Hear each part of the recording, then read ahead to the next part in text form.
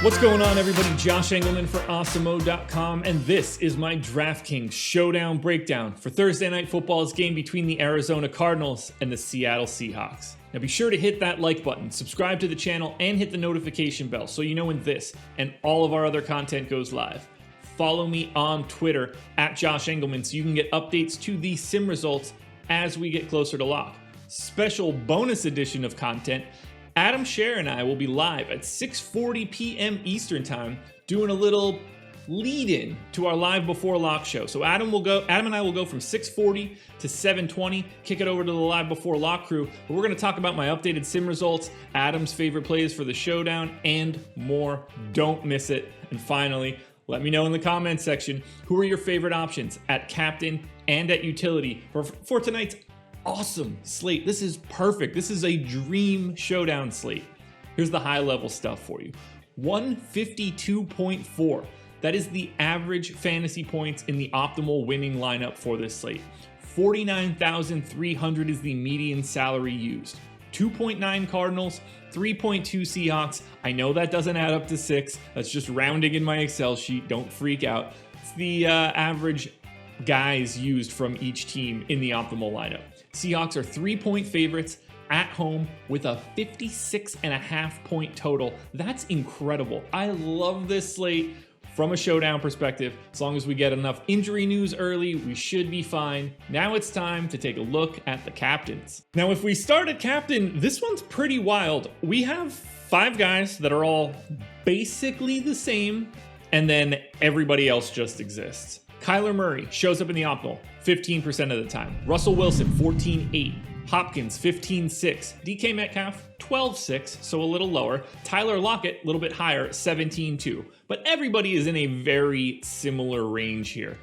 It's really difficult to try to separate these guys from the pack, but I'll say this much. If Kyler Murray is 20% owned, I'd like to be a little bit lighter. 19.5 is too high for me. If Russell Wilson is 22% owned, I'd like to be a little bit lighter. 17.7, a bit too high for me. I would rather go to the wide receivers. Lockett in particular, my favorite. Hopkins second, Metcalf third.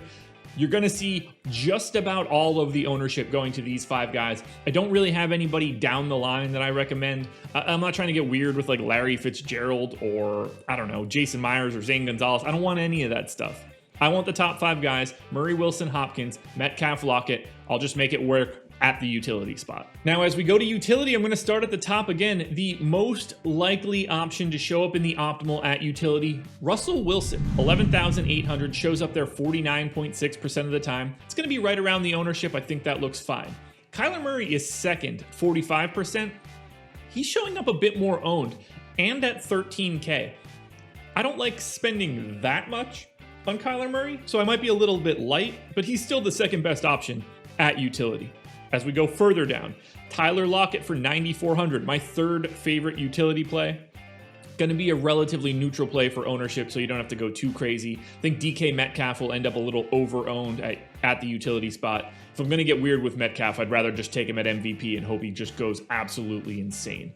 Carlos Hyde for 5,200 is going to look really, really good if and when Chris Carson ends up ruled out. I'm assuming he's out now. If he ends up in, please watch the show with Adam at 6:40 Eastern Time tonight, where we will give you those updates. Jason Myers at 4K, though, if you're trying to save some salary, looks like the best option. Ownership coming in quite a bit lower than the 36% likelihood that my sim says. So keep your eye very, very tightly on Jason Myers. I don't know how you keep an eye tightly. There's no chance that I'm going back to re-record that. I don't know what I just said, but let's just assume that that's like the new way to describe someone that's really awesome. Keep your eye tightly on Jason Myers. As we work our way down, if you want to save a little bit more salary, 2,800 for Seahawks D is somewhere that I would like to go. I definitely like the Seahawks D more than the Cardinals D. Cardinals D, $400 more expensive.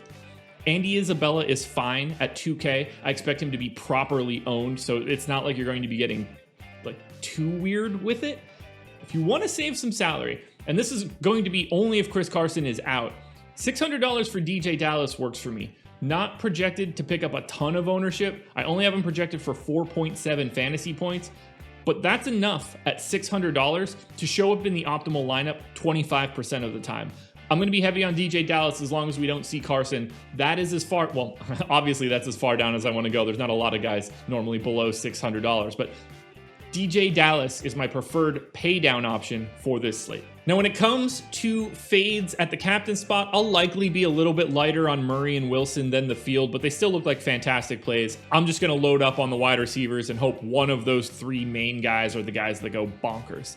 If we're talking about fades at the utility spot, though, I really do like being a little bit lighter on Kyler Murray because I think $13K in the utility is too big of a price tag. DK Metcalf, probably my second biggest fade.